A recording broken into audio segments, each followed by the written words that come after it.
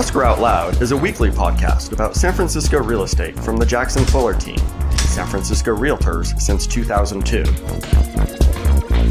Show notes with links are at jacksonfuller.com. Hey, Britton. Hey, Matt. How are you? I'm doing great. How are you? I'm doing well. I'm reminded of that saying, a picture is worth 1,000 words. And somewhat of an overbid. So real estate marketing is all about the picture, at least in San Francisco.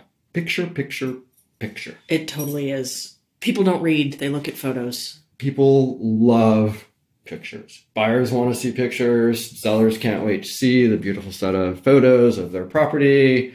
And when a property is being marketed, everybody loves pictures. Photos. And then the sale closes. And the buyer wants all the photos taken down. Right. But it's kind of like, once you throw a bunch of water into the ocean, you can't go exactly get it back.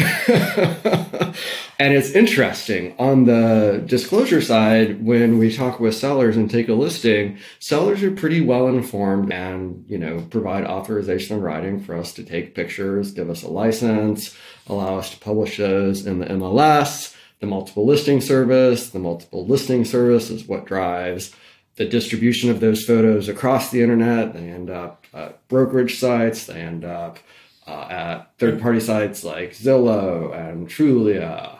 They get picked up on like Realtor.com, Yahoo Real Estate, like all of them. Everybody wants the photos.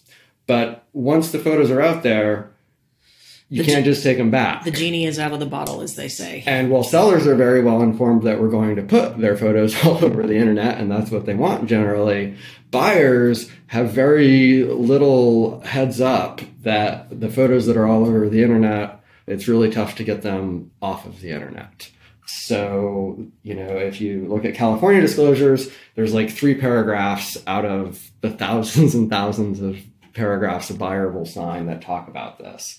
So what can people do, Britton? So we've had several buyers who have said, can you please ask the listing agent to take down the photos, especially the interior shots, and if there is a floor plan of the home, because they feel like it can be a safety and security issue if a floor plan of the home is available. And even though the belongings are different, the furnishings and personal property, that's obviously either the seller's or the stager's stuff that's pictured in the photos. They don't want photos of the interior of their home all over online. Well, it's kind of like house stalking, right? Like you could find out, your boss's address or whoever, and you can go look through their house. Obviously it's not their stuff, but that's a little strange. More and more buyers, I should say, are becoming aware of the fact that they can actually ask that this be done.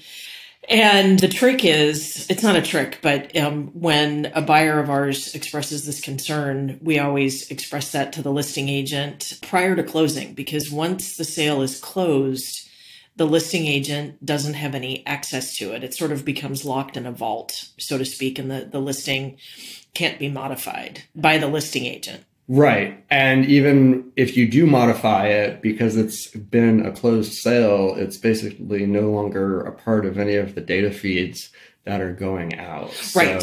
So the record of the photo deletion only takes place at the MLS level and doesn't propagate out anywhere. So then you're still left with reaching out to wherever else you find photos of your house and being like, hey, could you take those photos down? So we've had buyers close on their purchases, and then after the sale closes, they contact Zillow, they contact Trulia, they contact Redfin, they contact individual brokerages, because the brokerages all throughout town can have sold data published on their websites as well.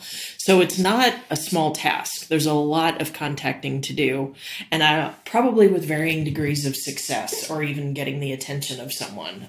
So, we see quite often the photos do get removed on Zillow and Trulia, but it's not like if you call up, a brokerage that has one office and no support staff, that they're going to just jump all over the request. Yeah, I mean, different companies have different, maybe it's an understatement to say different real estate companies have differing levels of technological prowess. I think that's a true story. And yeah, but the shame in this is that then if the listing agent deletes all of the photos except for the exterior, which is certainly a very consumer-friendly thing to do, the value of the multiple listing service database to agent subscribers is degraded, because when you're attempting to use that property as a comp, either for a buyer who's looking at something nearby or a listing that you're considering or working on nearby, you've lost access to the best set of information about that property, which was its interior condition. Yeah. And so there's the consumer friendly aspect of removing the photos.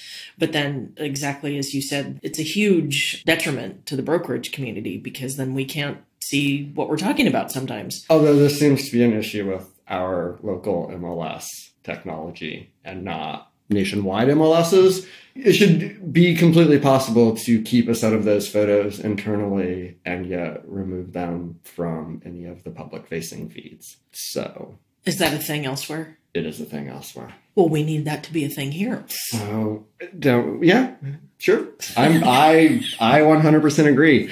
And I'm not responsible for that. So the solution we built is, regardless of if they're deleted from the MLS or not, we store a set locally in our CRM. And that is an internal set that is also not published to the website.